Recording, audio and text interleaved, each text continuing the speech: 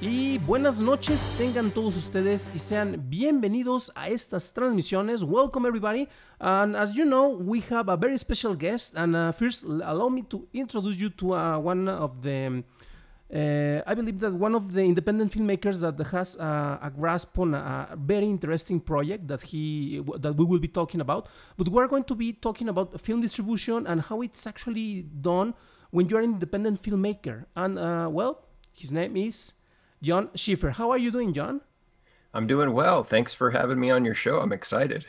No, I am really excited because, well, after all, I had the chance to watch, I believe that is your first film. I believe that you actually made some short films before, but perhaps I have been mistaken. No, that's correct. I even made a really bad feature film, but nobody will ever see that. Okay, so it's not even available, so you actually covered your tracks. Yeah. So functionally, Algorithm's my first. Yes, and well, actually, why don't we start talking about that? Because Algorithm is a film that you actually can watch. Our audience can go to YouTube, or I actually rather have you go to brandxindustries.com, where they can find most of your work, most of your projects, and they also have in here the trailer and actually the main film that you actually distributed in YouTube. But before that, did you release this film, I don't know, in film festivals, or what was the ideas that you had when you wanted to get more people to watch Algorithm? So when I first started making movies, I kind of listened to what a lot of people say about film distribution, that you need to find somebody to buy it, and then they will distribute it for you. You need to go to festivals to find those buyers. And then if you are really bold, you can go to something in Santa Monica each year called the American Film Market, or AFM. And I went to all of those, and none of those were good fits. The festivals, for the most part, rejected the project. Largely my fault, because I sent them a version of the film that wasn't finished at the time. There were still 6 months of post left, but I wanted to make the dates. So if you're making a film, don't do that. Wait till it's finished, even if you have to delay the release a year. Festivals don't really have the vision to understand what you're trying to convey unless you actually convey it to them. But I did get into one film festival in Florida, and that screening went very well.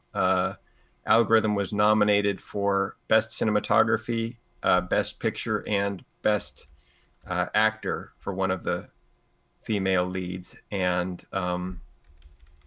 I also brought it to a couple of hacker conventions. One was in New York City called Hope by the company 2600, Hope X.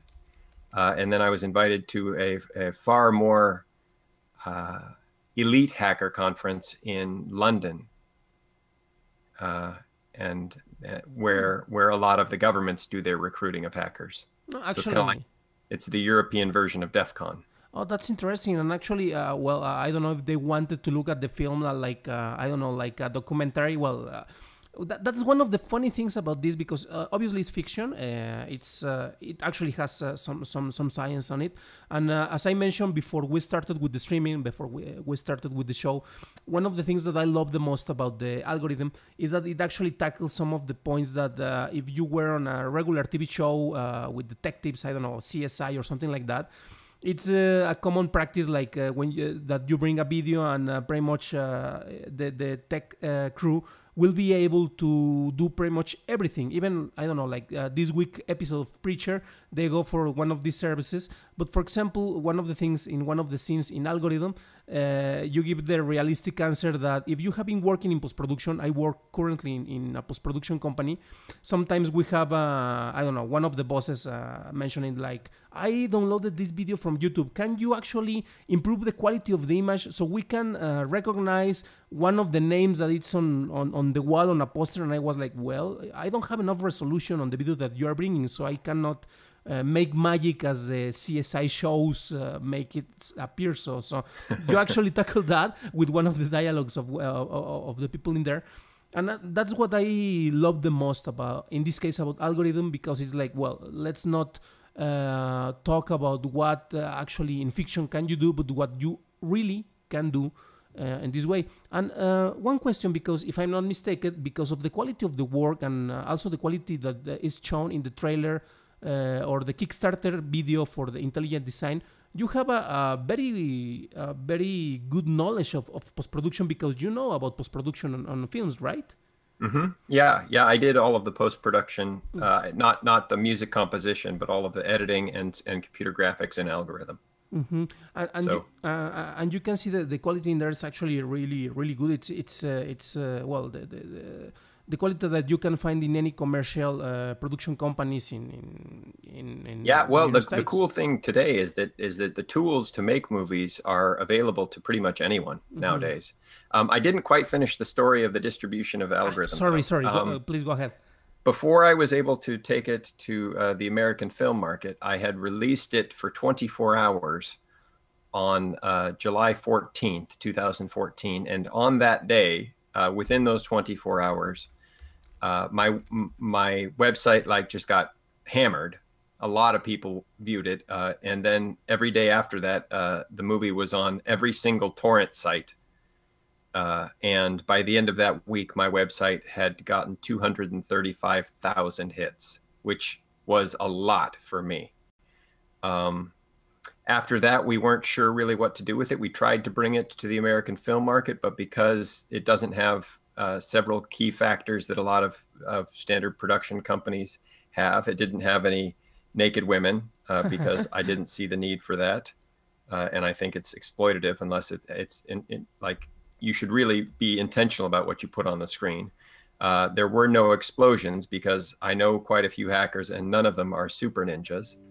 And it didn't have any famous people because I couldn't afford those kind of actors. And then the third one, or the fourth one, is that it wasn't in a definable genre because no one was making realistic hacker movies yet or shows. So the people at AFM didn't know what to do with it. And so what I did is I went to my producers and I said, this thing, we can sell it. And the lady I sent to AFM on my behalf said, we could probably sell this to a distributor, but it's going to take 2 years. And I realized that with technology, if you wait 2 years, then the show becomes what's known as a period piece because technology just moves so fast. When I made the film, a lot of the things in there were really cutting edge hacking techniques. Some of them my friends and I actually invented, but afterwards there is nothing in the movie that hasn't either been done or is possible. So, and as you mentioned, because technology moves so fast, if you have to wait for some time to release this, and I have seen it in some of the films that I watch in the film festivals here in Mexico. I remember, I believe the name is Depositarios, and for example, at the time that it was released for the film festivals, it was like, let me see, like 5 years ago, and one of the items that they had, well, it was supposed to be sci-fi, and they have like let's say like a binder with an iPad inside, and they show it like, oh, we have this data about a genetic experiment, and they were just pretty much dressing up an iPad so it looked futuristic.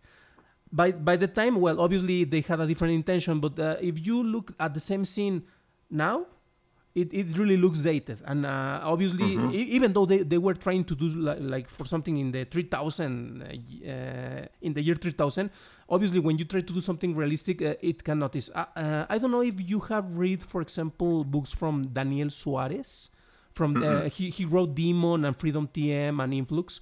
I have heard of Freedom TM. I heard it's very good. Exactly. And I mentioned this because at the moment that his first novels were released, they were like 5 or maybe 10 years ahead of what we have now. When he released a novel about drone attacks with a different programming so that they could have a hive mentality, it was something new. And actually right now it's something that you start watching in different movies or TV shows, but he started writing about that. And you have like a shorter window, like 2 or 3 years between something that it's actually possible and then when it is I, actually possible. I think I did read one of his books, and it was pretty good about a guy who invents kind of like a really advanced technology and sort of gets integrated into sort of a culture where the U.S. collects all the advanced technology. Yes, actually, that was I believe that was Influx. Yeah, yeah, I read Influx. Yeah, ah it was good.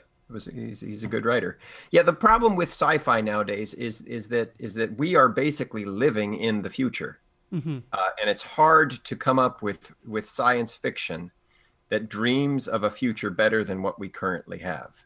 Uh, right now, as you and I sit here, we have battery-powered supercomputers that sit in our pockets that have access to all human knowledge and are voice activated. A few miles from where I sit now, there are people remote controlling a car on Mars. And that's reality. That's where we live. I'm talking to someone who is 600 to 900 miles away from me for free, and we're looking at each other, talking real time. Like 500 years ago, these weren't even dreams. People couldn't even conceive of these kinds of things, and yet that's where we live. So to come up with science fiction in today's reality, where even Star Trek tricorders are basically our iPhones, it's not an easy thing to do. So with computer hacking, to get realistic, that problem becomes exponentially more so. So I knew that to kind of segue back to where I was getting at is that I knew that because the show was so temporally sensitive, meaning it time sensitive, that we had to get it out as soon as possible. And so I went to the producers and the actor. Like, I have one guy who's the actor, the main actor, Chris Panzera. I asked him, I was like, as an actor, are you okay with me putting this up on YouTube? And he's like, yeah, dude, the publicity means more. And then he said, and then I went to the producer, Philip Mataresi, who's one of the guys who's primarily responsible for algorithm coming into being at the quality that it is, getting the crew together and helping me schedule. I said, do you have a problem with me putting this up on YouTube? And they're like, no, let's do it. And so we did. And then it started kind of fast. Like, we got maybe 10,000 views the first month, which is a pretty big deal. But what happened after that was very, very strange and unexpected. Right now, in fact, I'll tell you some news that happened yesterday morning. Right now, algorithm is at 10.3 million views on YouTube, which is, to me, extraordinary. The ad revenue alone has totaled more than the cost of production, which was about $7,000. This morning, or yesterday morning rather, YouTube contacted me and said that they want to put it on their YouTube Red homepage as a featured movie. So those are things that, like, I'm a guy, I live in an apartment right now. My wife and I are having to move out of our apartment because we can barely afford it. And we're going to find more economic means to live. And I have a movie that has 10 million views and is on the biggest distribution platform the world has ever known. Like, access to this stuff is democratized completely. If people have, like, it's right now, it's about what it should always be about, which is the quality of the art. And it's kind of, I don't know if I could call it paradoxical, because as you mentioned before, the means to create something and the means to distribute something are actually at the reach of everybody. As you mentioned before, we have a mighty computer in your pockets, and the resolution of these cameras is something that we wish, or at least when I was a student, something that I wish I had in my hands. It's really cheap to produce something. Obviously, it's better if you have the knowledge, if you have the formation, the preparation, and obviously a good script. But that's also one of the main problems, because you have more people to compete with to actually reach the audience. And as you mentioned, and that's why I add the screen with the algorithm. You can everybody can just go and watch it in YouTube, as I mentioned before. But it's over the 10 million views. And one of the things that I want to talk next is, at least in the regular distribution market, you mentioned the way that it's actually the traditional way. Well, you create something, it can be a short film, it can be a documentary, it can be some fiction, and you go through the festival circuits. And if you don't get picked in one festival, you go to the next, to the next, to the next, to the next, and that actually costs a lot of money. Right now it's easier because you can pretty much upload your movie to Vimeo or even to YouTube, and you send the screeners to the different film festivals so they can actually watch it. You don't have to make a physical copy once again to do that. But if you didn't get picked by any film festival, it actually didn't reach beyond your demo reel. And in this case, like your movie, it had a longer life because you made it available. Obviously, as you mentioned, you have to discuss this with the producers, with the actors, and obviously, well, you are an integral part of this. Technically, I own the movie completely, so I didn't have to discuss it with anybody, but I chose to out of respect for my co-creators, the people who showed trust in me. So the complete ownership gives, like, I wrote it, I produced it, I raised the money. I did the post-production. Like, the ownership is unambiguous, but I believe that if I want to keep making movies, I have to work with people who are happy that they made movies with me, and you don't do that by pissing people off. Exactly, and as you mentioned, because I have worked with some friends filmmakers, and obviously that's something that you have to deal with everybody, all the parts that are involved in here. And in this case, you mentioned, and I didn't know this, that it will be featured in the YouTube Red section. And here we have something that is peculiar, because YouTube, in the way that they actually, how can we put it? They distribute the revenue that is generated for the advertising or for the number of clicks. It's kind of tricky because some months ago you have a lot of YouTubers complaining because the rules have changed, so they didn't get enough views for their videos, so that they weren't getting enough revenue for the clicks that they were generating. In your case, in your film, you mentioned something particular because, well, you are getting something, but it's not obviously as much as if you had a feature film that is being distributed in regular cinemas. Okay, so if Algorithm had been seen by 10 million people, I would have $70 million in cash if it had been seen in the theaters. And like I said, my wife and I are getting priced out of our apartment in Costa Mesa, California, which is not the cheapest place to live, but like, we're not living on the hog. We live reasonable. But to your point about YouTube, it's very interesting, because what happens with YouTube is that its recommendation algorithm is based on who watches it and how many times they watch it and for how long they watch it and whether they like it or comment on it. YouTube and Google and Facebook and all of the social media platforms use that kind of user interface to gauge people's desirability to want to interact with it. Their interaction represents like, if they care enough even to hate it, that's more than apathy. It means they're engaging with the content. So if they do that, then YouTube's like, oh, people like this, and they will recommend it to more people. So I talked to some people and I asked them where they had heard about it, and they're like, I couldn't log anywhere onto Google without hearing Algorithm recommended to me. So there was that point. Then in August of 2016, something very interesting happened. YouTube shifted its algorithm to include minutes watched. And because I had made a feature film, the minutes watched was radically higher than anything else. Most of the things on YouTube are either educational videos, which generally don't get a lot of views despite how good they are, or cat videos. And cat videos get a lot of views, but they're like 30 seconds to 5 minutes long. Well, I put up something that's 90 minutes long. So by default, if people watch, a quarter of it and quit, they're still watching, I don't know what, 90 to 45, 20 minutes. They're still watching 20 minutes. So that's seven times the length of the cat video. So this automatically promoted algorithm again. And then when they shifted their algorithm, when Google shifted their algorithm, my algorithm, the movie, changed. So on the day that they did that, within the week, algorithm was getting about 5,000 views a day, which is a lot. And it shot from 5,000 up to 65,000 views in a day, and then dropped down to between 20 and 40,000 views a day until March of this year, when YouTube again changed their algorithm in response to terrorist videos. Mm-hmm. And optimizing more for children's content. Then algorithms used dropped back down to the 5,000 natural organic traffic that it's getting. But the ad revenue, which I was getting about $900 a month, which isn't a lot, but it's income and it means something to where I'm at an income level right now. The $900 a month, it dropped from that all the way down to it's now getting about $16 a month Mm-hmm.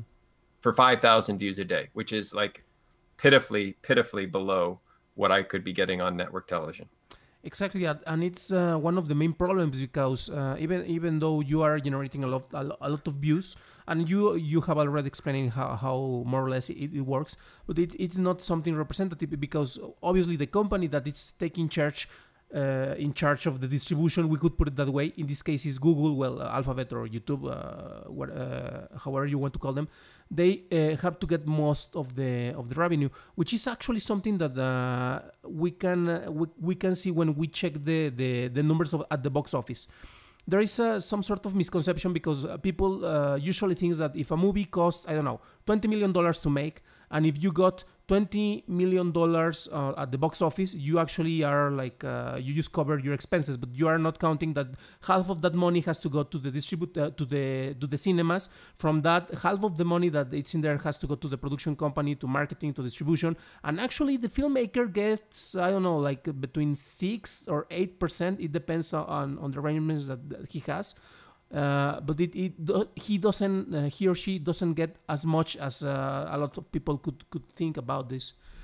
Um, Rarely is the filmmaker. I don't want to call myself an auteur because I think that that's generally arrogant and not as collaborative as I prefer to be. But rarely do you get a single individual doing as many jobs as I do. And to be honest, I'm not going to be doing the post-production, certainly to the same degree that I did with algorithm on intelligent design. I would melt. I did, in fact, melt several times during post-production on algorithm. I just had to, take a month and sit in the bath and watch, not watch anything, go for walks and sleep to recover just because it was so brutally intensive. But I think that you're right, that a lot of the money gets distributed to generally the people with money. And that's kind of like, I think that's where I really have something to add to the conversation about distribution is that when I started distributing algorithm, again, I adopted kind of like the standard models of the way things are supposed to be done. And I didn't kind of ask the pressing artistic sort of a priori underlying fundamental assumption questions about why I'm doing what I'm doing and what it is that I want to achieve. And once I started asking those, everything about the model, I think, shifted completely. And so the fact that YouTube is currently not making me a lot of money, to me, is totally irrelevant to my distribution model. Like, I think that so do you have that? I don't have that quote in front of me, but well, I can find it if you'd like. You responded to an email from me, and or you sent me an email, and you said the quote is from Alan Moore, and you said any form of art is propaganda. It is propaganda for a state of mind rather than a nation state, but it is propaganda nonetheless, and it's best if you accept that and understand that what you're doing and be honest about it. You are trying to change the mind of your target audience. I think that a lot of filmmakers, like there's three kind of, I was thinking about this before the interview, there's three main reasons of why filmmakers make movies or anybody makes art. And the first one is self-indulgent expressionism. And that looks like David Lynch. Like it doesn't achieve social change. It doesn't really dialogue with culture. It's just David Lynch painting on a large canvas, and you either like his style or you don't. It's like abstract impressionism in film without all of the profound philosophical implications of abstract impressionism. You get someone else who's doing something kind of similar, I believe also a Mexican filmmaker,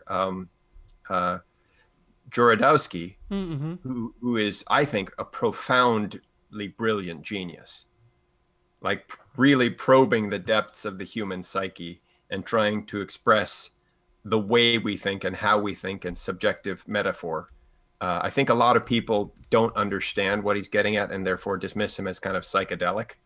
But he kind of is a perfect transition from where David Lynch is self-indulgent to art being a vehicle for social change. So that's kind of where I am, is I realized that every single choice you and I make, like the fact that you choose to host this podcast or vodcast or whatever you want to call it, the show, is you choosing to take the access to information that you have as a post-production person and share it with everyone so that they can benefit. You may have, I saw that you have the ability for people to donate. I don't know if that makes you a lot of money. I'm guessing it probably hasn't made you a millionaire, but you're doing exactly kind of like what I realized, which is that the choices that we make, we with every choice we make, we choose what the future looks like. And we can either choose to design it intentionally, or we can choose to keep doing what most people have done, which is just keep duct taping problems as they arise. And I realized that I wanted to make the future better, and that the future that I dreamed of in the Star Trek universe was something achievable. And it's interesting that you mentioned that, because and we can see the kind of background that every author has. For example, just a small correction, because Jodorowsky is actually from Chile. He's Chilean. Oh, I'm sorry about that. It's part. I was told he was. I was told he was Mexican. Well, you guys have some amazing filmmakers, okay?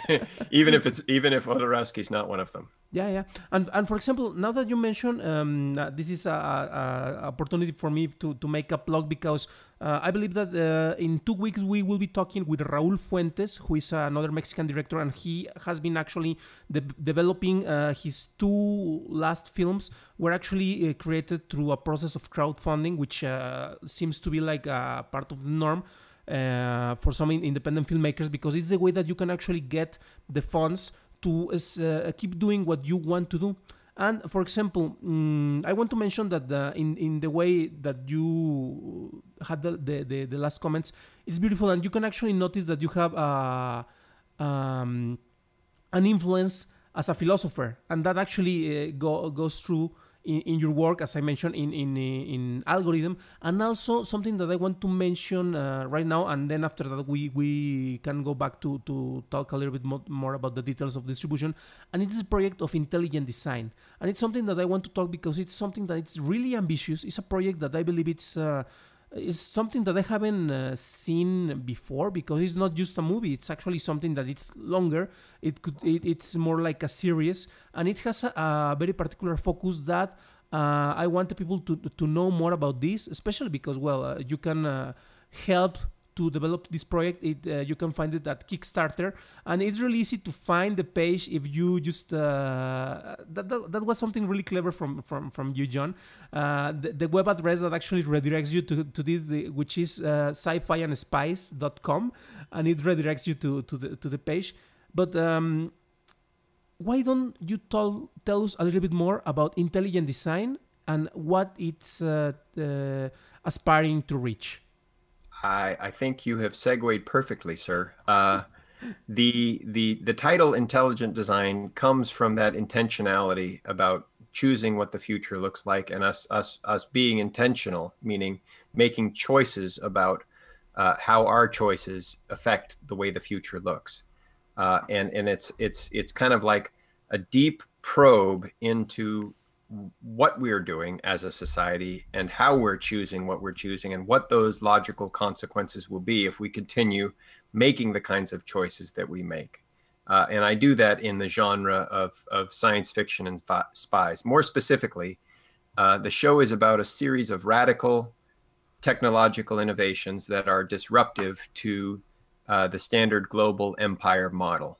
The first innovation is a kind of imagine it's kind of a freezer where it can freeze things to absolute zero, which would be revolutionary in a lot of different ways. And so the CIA sees this, and they recognize this thing has power to intrinsically change a lot of fields that the US is often considered dominant in. superconducting microchips, superconducting electricity, metallurgy, fabrication of a variety of kinds, cryogenics. Like those are all fields that would be just completely changed by this kind of technology. And so the CIA sees that and they're like, oh, let's send some people to investigate. The problem is that the innovation took place in Russia. And so they have to send their spies into Russia to kind of interrogate this guy about his innovation and find out what it is, who controls it, how it actually works, and see if the US empire can somehow exploit it or control it instead. So that's a little video of the test that I made. Although that one's in Brazil. I couldn't find a good image of Moscow. So I went with Brazil for that one. But so that's kind of the show, is that it takes these scientific kind of revolutionary ideas of disruption and says, well, how does empire, how do individuals interact with this? Like that, the character right now on the screen, his name is Ed, and Ed is a spy. And so we get to dig into the mentality and the way a spy would think, why he does what he does, how he came to be a part of a contractor for the CIA, and how he views the world. Not in a cliche kind of James Bond way, but with the same level of realism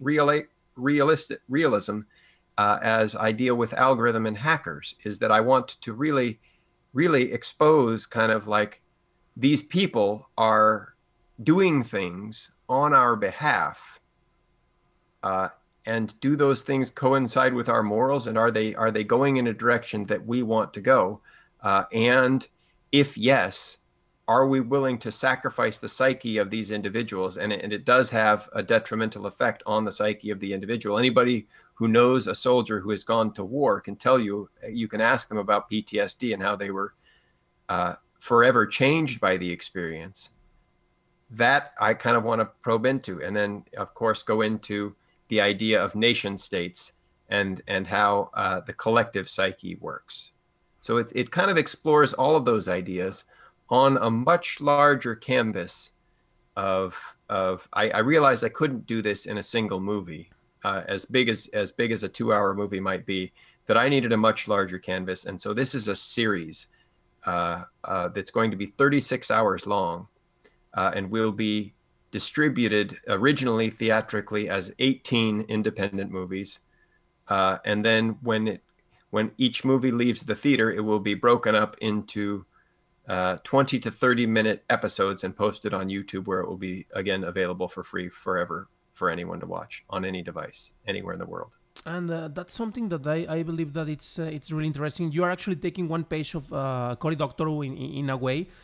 He's a great influence. He's brilliant. Yeah, no, and he's one of the. Actually, I believe that you are taking more than one page now that I think about it, because I remember in one of the latest interviews that I heard with him in a podcast. He mentioned that, for example, the way that he wants to go forward in his story is not like with the artificial elements that you can find pretty much in the most commercial storytelling in cinema, on TV, or on books, where you actually create an artificial limitation where, for example, I have to stop a bomb, and you put a lot of impossible or unbelievable things that will stop you to actually stop the bomb. However, he actually rather do something like, well, if you want to stop the bomb and you have to use a phone, it will be stupid that you have to be like, oh, I don't have a good enough signal in here. My phone, the battery is dying. No, he is like, the phone is going to work the way that it's supposed to do. I won't use those cheap tricks. And actually, that's part of the realism that I believe you can find. Well, I certainly found that in algorithm. And for what I saw in the promotional video in Kickstarter is something that you are taking also in here, right? Yeah. Here's the thing. So like there's kind of two ways to, I think, make art. There's the kind of art, and this gets into the third version of filmmaking that I didn't get into, which is the pure entertainment. There's the kind of art that you make and you use the tropes of a specific genre, the standard ideas of the way things are supposed to work, the expectations, and you use them and you play with them. You know, like you said, people's phones not having signal or not having battery. what you end up with is, so Hollywood takes those kind of ideas and they say, well, we have this story, but we need to make it as broadly accessible as possible. And this was another reason Algorithm didn't sell, not even in the script form. And I was talking with producers then before I ended up making it myself. I was hoping to break into Hollywood because I thought Hollywood was the right end for me. But and they didn't know what to do with it. So you take a good story about an individual and you make it as broad as possible, accessible to the most people as possible. And this inevitably dumbs things down to what are called 4 quadrants: men, women, young, old. Those are the 4 quadrants in Hollywood. And the more of those that you appeal to, like the Marvel movies, the more money you make. And the Marvel movies are making truckloads of money. They are toy with some very powerful concepts. I think Captain America Civil War is a very powerful question. But generally, those kinds of movies do not end up being very good or very long lasting and don't lend themselves to repeat viewing very well. Mm-hmm. And the reason is because there's the dumbing down model and the appealing to the 4 quadrants in some kind of like statistical dumbed down way. And then there's the other model that I've kind of figured out, which is rather than being broad, you be specific. And the more specific that you get, the better your movie becomes. And here's why, is because when I look at you, I could think, oh, here's a nice guy. He's a Mexican. He's going to have opinions about the wall, and the stupid president of this country right now they're going to have opinions on how things should work. And we could let this divide us. But the truth is that beyond the way you present yourself, beyond how you choose to keep yourself with your hair and your goatee, or I choose to be clean shaven and I'm losing my hair so I don't get to be as glorious as you. But beyond that, there is something inside of us that is an observer, that experiences the sensorium of our physical senses, the 5 senses inputting, or the 7 senses, as my physical therapist wife tells me, coming into us.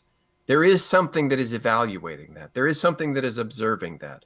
There is something that doesn't know that my skin is white and that my eyes are blue. And that I'm not aware that my hair is falling out all of the time. Most of the time, I'm totally unaware of what I look like or how I present to the rest of the world. That's the observer. And inside of us, inside of every single human being, that observer exists. And it's a universality. And so the more specific the story gets to the individual, the more specific to that observer the story gets. And as such, it becomes more universal. So by doing the opposite of what Hollywood suggests and getting more specific into the specific experiences of the individual, you actually make something more universally appealing and more emotionally potent. That's correct, and actually that's one of the basics when you want to be a storyteller. It can be in a book, a comic book, a movie, or something like that. It's easier to relate if you focus in what we have in common. Go from the particular, from the experience that you can actually share, and then, you go from the general to the particular. So that way people can identify a little better with that.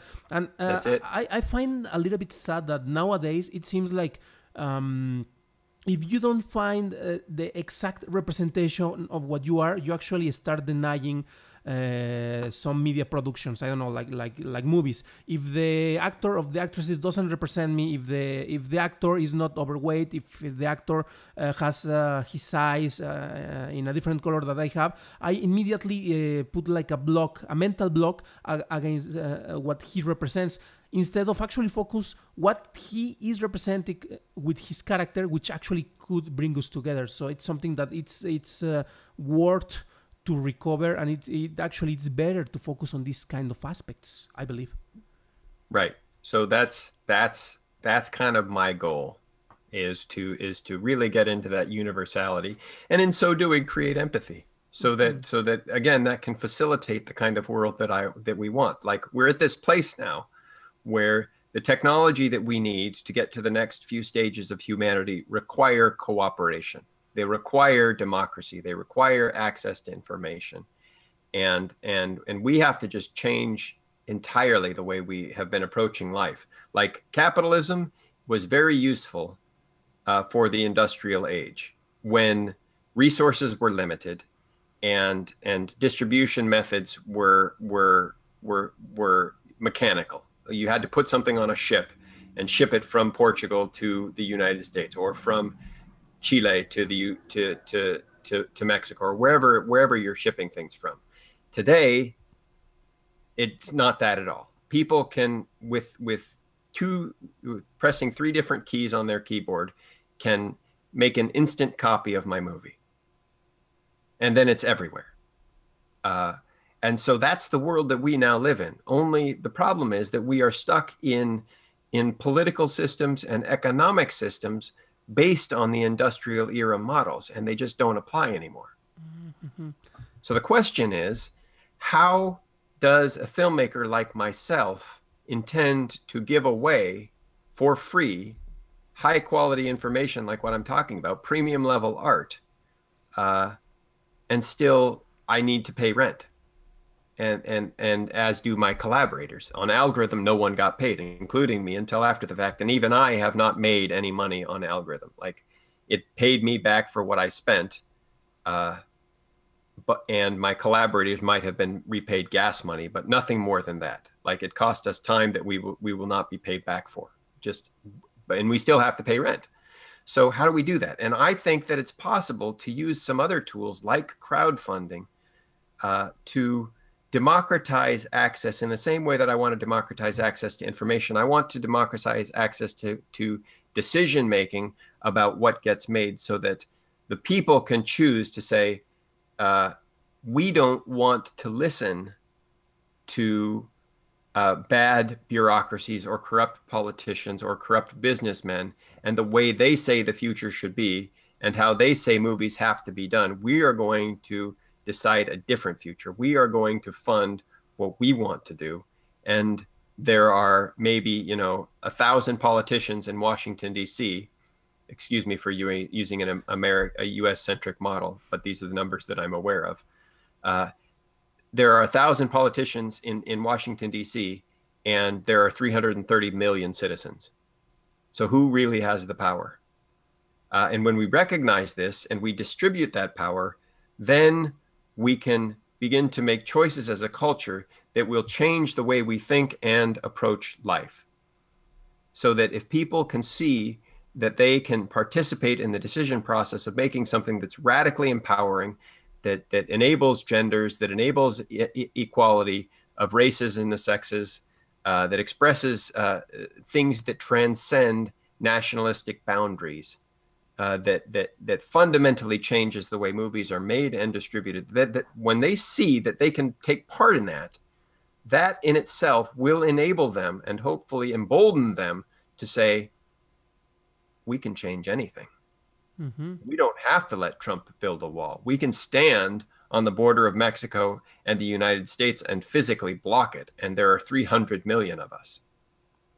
And that's something really interesting that you mentioned, because after all, well, we can do it. Let's say that the human spirit actually is striving to reach more, to get more, to get something more done.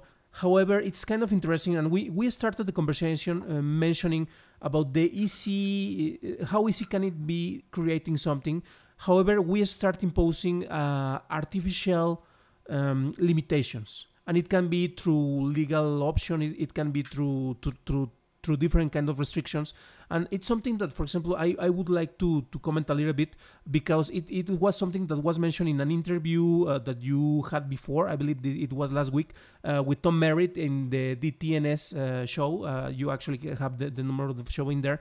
And I find it interesting the way that you tackle some of the mentions about copyright, trademark, and something like that, because those are these kind of limitations that we're actually imposing with the same creations. And you mentioned something that I would love to talk a little bit more about, and it was like, for example, the length of the time that in this case, a company has the right to exploit or to protect, in this case, a trademark or a character or something like that, limiting the use of the same character to ridiculous extents. The most notorious example is Mickey Mouse and Disney. However, it's also the sort of limitations that we are putting in the rest of the creations that we can actually do. Is there something else that we can do so we can break these sort of limitations, John? Here's the thing that I realized. When Algorithm went viral on July 14th of 2014, I suspected that the people for whom I had made the movie, the computer hackers, would financially support the movie, and that I might have a viable vocation off of it. I might be able to make enough money to live. That did not happen. And for months, I was really, really angry about it. I was like, I gave you something that is beautiful and brilliant, and you like it. Like the absolute elite hackers of the world have contacted me and said, I love this thing that you've done. People like Tom Merritt, like Steve Gibson, from whom I drew most of my research, Security Now, his podcast, Steve Wozniak, John Draper, like Kevin Mitnick. These are the elite hackers of the planet. 44Con is the London place. I'm friends with these people now. I'm friends with members of Anonymous. I'm friends with like the most powerful hacker people in the world. And I make myself readily available to them. And I realized that it was a shift for me, is that they had adopted a model for the way the world should be before I knew what it should be. And they're ahead of it. They had recognized that technology had democratized distribution, and they were just living accordingly. The means of production and replication are zero now. The cost of it is zero, and therefore the cost of a thing could be zero. So ideas of like digital rights management, ideas like copyright, they had a place, and that was when things cost a lot of money to distribute, but they don't cost that anymore. Now it costs nothing, or the server speed, and YouTube is kind enough to do it for free. They get 24 hours of new content uploaded every single either minute or second. 2 billion hours of streamed video every single day, which is by far more than everything else put together. So we need to stop asking like what we're doing is and why it needs to be done the way it has been done, and instead ask, what should we be doing? I think digital right management is, it doesn't have a place anymore in the world. And we can argue philosophically, we can argue legally about it, but as long as the internet exists, DRM is dead. And I think that killing the internet, which is some of what the MPAA and RIAA try to do, killing the internet in order to keep DRM is catastrophically a bad idea, just epically bad. The ability that the internet has given us to connect with people around the world, to see news as it's happening anywhere in the world, to talk to people, even though we may not even speak the same language, real time, using artificial intelligence like Google Translate from English to French. I've heard a demo and it works. The pitch video for intelligent design is currently translated into 96 different languages. Every single written language that YouTube and Google Translate have in common, it's translated into. And I've spoken to some of the people who speak those languages. Yeah, you can just scroll down. That's actually less than the YouTube version. There is a version on YouTube. Kickstarter makes me upload to them, and I uploaded as many as they would allow that they also have in common. But those translations are good now, and to sacrifice power like that, to sacrifice scientific exchange, cultural exchange for the purpose of antiquated ideas of copyright, to me, that is, I don't even have a word for how stupid that is. It's self-destructive on like a suicidal level.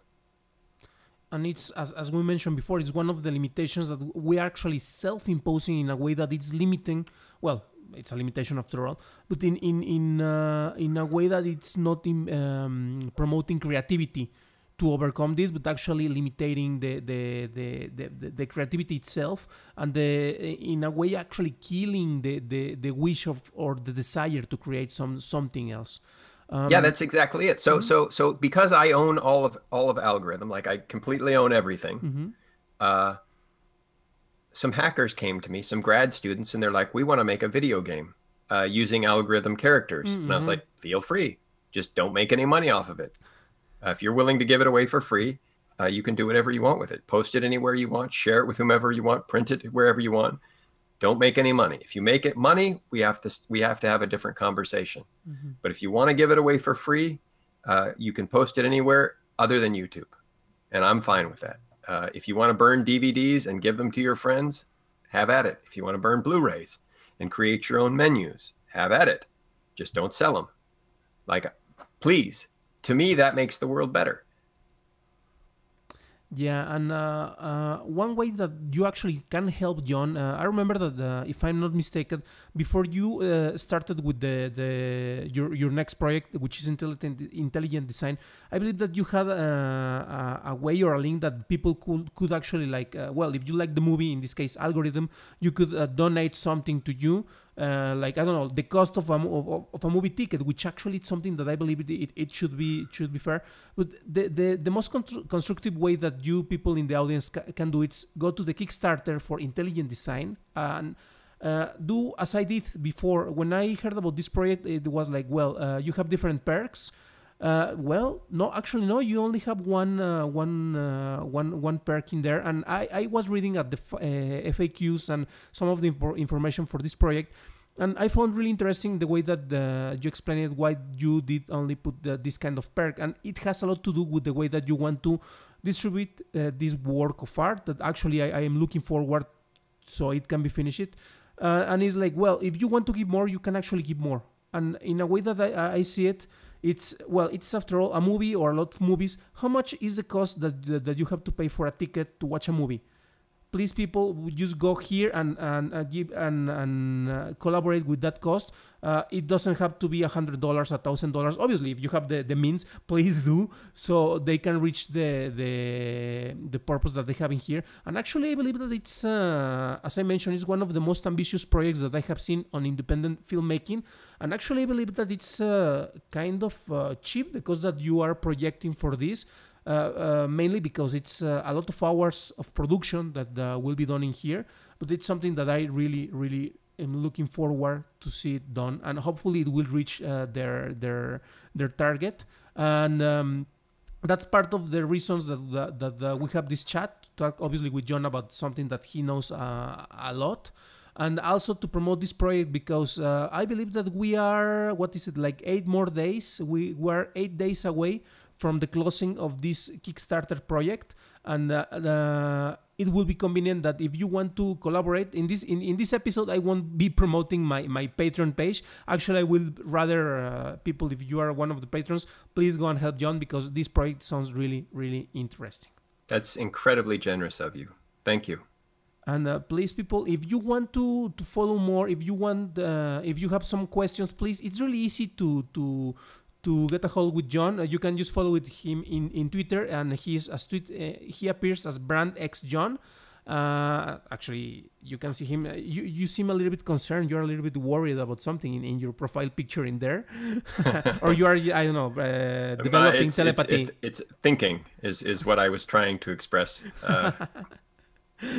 It's one of the better pictures I've had taken of me, so I should probably update it with something more or recent. you're developing telepathy or something like that. That's it. Yep. And you also can find more about the different projects. As I mentioned before, you can watch the trailer or the full movie of Algorithm. Just go to brandxindustries.com, and of course, please go to the Kickstarter page. You can pretty much just write sci-fi-and-spies.com, and it will redirect you to this page. And Jon, something that you want to do you have something that you want to say so we can finish this transmission? My hope is to enable people. I want to give people as much access to the best kind of information and the deepest thoughts that I have, so that people I don't even know and I can't even imagine and I'll never meet can make the world better in ways that I can't even imagine. I know, like you were saying right now, algorithm is being taught at universities, at least 3 universities that I know of, in their computer science departments. I gave it away because I think it's a powerful conversation that we need to have about the way we're designing society, and I want everyone to participate in that conversation. So if something I do inspires you, let me know about it, and I'll cheer you on, because obviously don't hurt anybody. Don't tell me I inspired you to hurt people. I'm not advocating for that. But like, if you're doing benevolent stuff and something I did, like that's going to make my day. Telling me you love the movie is great, but if what I do inspires you to be active in your life, to become a computer scientist, to choose to eat differently, to choose to be politically active, like that's as big as my dreams get, because I'm just one guy, but together we're a species, and we don't have limits as to what we can do, or if we do, we haven't found them yet.